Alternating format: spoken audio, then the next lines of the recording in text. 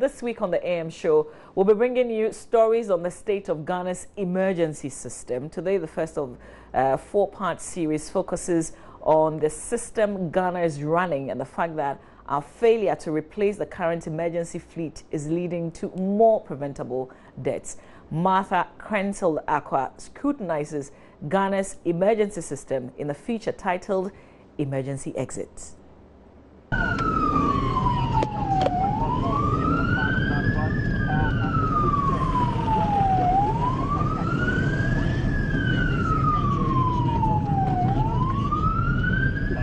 The ambulance service is a crucial part of the health system in Ghana. In advanced countries, no clinic or hospital is without an ambulance, especially in deprived areas. The emergency service is, however, spread thin in Ghana. Not every health facility or what you describe as endowed has the ambulance to transfer patients to other facilities when their cases prove too difficult to be handled there. Ideally, the ambulance team consists of different types of health professionals. There are drivers, trauma nurses, emergency nurses, physicians, etc. Before you get to any of these positions, you must undergo some health professionals training. The ambulance service, as you know, is the emergency medical service system of Ghana. It's in charge of pre-hospital emergency care. And generally, if you hear the term ambulance service, the synonym is emergency medical service, EMS. The reason many countries prefer to use EMS is just to let people understand what the whole system is about. Because the tendency is when you use the term ambulance, people just tend to focus only on the vehicle. So the National Ambulance Service, which is the emergency medical service system of Ghana, is out of acute medical care system, and is normally responsible for providing emergency medical services outside the hospital setting. And definitely, if you remember, the system didn't exist until 2004 when we started with a pilot program. And the pilot program started in 7 stations across the country, at the time just in only 3 regions. And with the pilot program being a success, we scaled up to 24 stations. And currently, as we speak now, we have 130 stations across the country. To know more about the ambulance service requires that I meet some of the EMT members. I'm called EMT Stephen Ajman. I am an EMT driver. My name is Eric Boedi. What we do here is we monitor the patients. I'm EMT in Kwagiti, basic. And my name is Martha Krentzel-Aqua. This documentary is intended to educate and advocate for adequate equipping of the Ghana Ambulance Service with the sole purpose of saving lives. Stephen Ajiman is an EMT driver. He tells me he joined the service because he recognized his skill and passion for driving. His foremost concern is that commercial drivers put ambulance drivers' lives in danger. The most dangerous part of it is sometimes the vehicles on the way, the truck drivers and the taxi drivers, including other private drivers, sometimes if they are hearing the siren, they don't want to give way for the ambulance to go. So sometimes if you are not careful, before you realize, you involve yourself into accident. So with the dangers they face at the back of your minds, EMT Stephen Ajiman says prayer is a key component of his daily ritual. I pray to God because sometimes there are some patients that you pick. You don't know what is following that patient. And you'll be driving something close like human being before you realize it's not human being. Before you realize you throw the car somewhere. And you involve yourself into accident. So you the one that is saving life, then you become a casualty. Okay. Yeah. So you have to pray to God, hand it the day to God, especially. Spirit of God should guide you, protect you, and give you even more knowledge about the driving that you are going to do. When you move and you are going with speed, first of all, you'll be asking yourself, I have people that care for me, always think about me. My families know I'm working. So when you are going, you have to be very, very serious and also go with your experience. The speed of the ambulance has often been of concern. Yeah, sometimes, normally because of some of the condition of the patient that is inside the ambulance, we need to get to the hospital quick for them to attend to the patient. Yeah. So that's why sometimes you can see an ambulance run with speed. But the service says, despite what the public thinks, it regulates the speed of drivers. We have a speed limit. Really? Yes. I thought you don't have speedometers on your... We do have. There's a speed limit. But most of the time when you are far, you could see that maybe the ambulance is speeding. Yes. But they have a speed limit that they are not supposed to exceed, that irrespective of the patient's condition. They're not supposed to exceed that speed limit. Do you monitor that? We can't monitor because we will not be in the ambulance. We don't have a system whereby we can monitor them whilst they are en route for an emergency. Professor Ahmed Zakaria is the Chief Executive Officer of the Ghana National Ambulance Service. Just educate the public. Anytime they see an ambulance coming, they should give way. Because I don't know whether you saw some documentary a couple of months back where an ambulance was rushing to someone's house. Yes, you know, it was educative, just for you to see that it could be you. So ideally, it could be you. No, we have categories of emergencies. The category A emergencies are emergencies that you have to go with a siren because they are life-threatening, a case of life and death. And the reason sometimes you may see the ambulance blaring away from the hospital is when they are going to the facility. It's not always when they are going to the hospital. Okay. Sometimes the emergency, they have described it and it's life-threatening. You have to rush there because the international response time is 8 minutes. Because our roads are always congested and because we don't respect the sirens, otherwise in many places there are lanes, specific lanes for the emergency vehicles. Do you think we have abused the siren and that's why people... It's yes and no. It's yes and no. Some have abused, not everybody. But always give them the benefits of the doubt because you never can know. Yes. And so you never can tell. And therefore, whether there's an abuse, you give them the benefits of the doubt. It's better to err on the side of caution than to assume that they're abusing and it will be an emergency.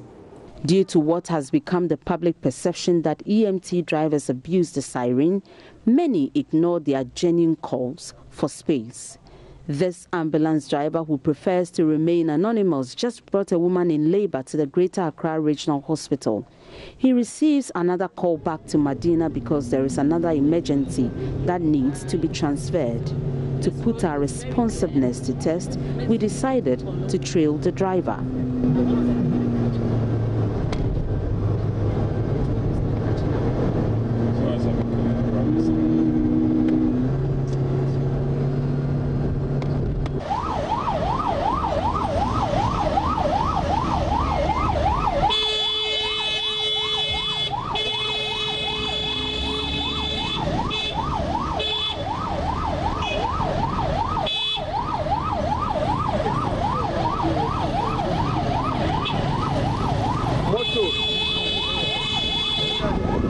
Though the world standard requires that an ambulance spends less than 10 minutes to or from an emergency scene, this ambulance spent 19 minutes from the Greater Accra Regional Hospital to the Opebia Junction. This makes just half of his journey.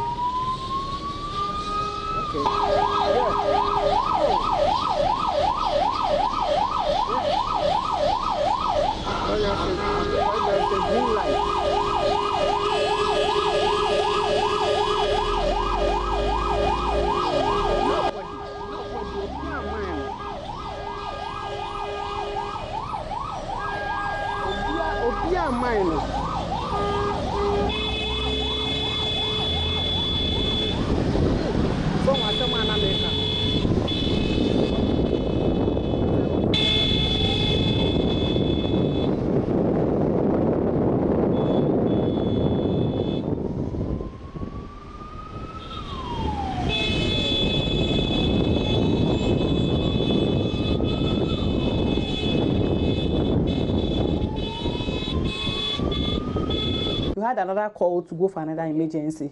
That's why we make sure then we put on the siren to attend to the next call.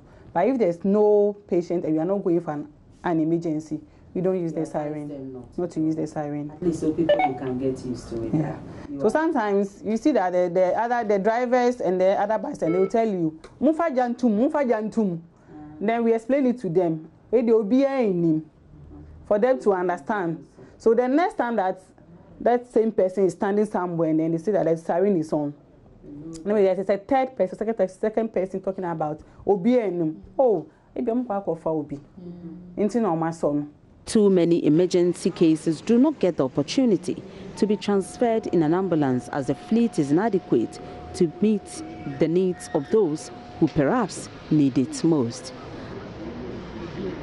You realize that before 2004, we didn't have any organized emergency medical service. And that's why when we had the stadium disaster in 2001, we recorded a lot of casualties. So basically, it was from there, then President Kufuor at the time, then commissioned the establishment of the ambulance service. And since 2004 till date, 13 years now, we've been struggling to make sure the system works. Now, to get an efficient EMS system, sometimes it's cost capital intensive. The reason is that apart from training the paramedics, you also need vehicles every 5 years to be able to replace the fleet. The reason that system exists is that traditionally, if an emergency vehicle is supposed to work 24 hours a day, 7 days a week, and throughout the month, throughout the year, obviously it will break down at some point. So they give the lifespan to be 5 years. And so after 5 years, the plan is to normally replace all old fleets with new ones. If you don't, then it means that after 5 years, they begin to develop major faults, either minor or major, depending on the type of faults you may have. And some may even affect the engine. When there are minor faults, it's easy to repair and then you move. But when there are major faults, where you have engine problems, definitely it takes a while to be able to get the vehicles back on road. That's why around this time, many of our vehicles are down because many of them are developing engine problems. So when was the last time you had fleets? 2012. So we should have got one 2 years ago, but the procurement ran into some difficulties, which we are trying to work on. And we're hoping that definitely, and the good news is that the current government has the ambulance, improving the ambulance service as part of their manifesto. So obviously the political commitment is there, and we are hoping that in not too distant future, we should get some new fleet in the country. So recently, at President Akufo-Addo's media encounter on his 6 months in office, I was excited when the ambulance service ambassador, Captain Smart, asked the president what he was doing to enhance the system. Our emergency medical services in this country is actually collapsing. A country of 27 million people, as of 8 p.m. yesterday, we were operating only 31 ambulances in this country.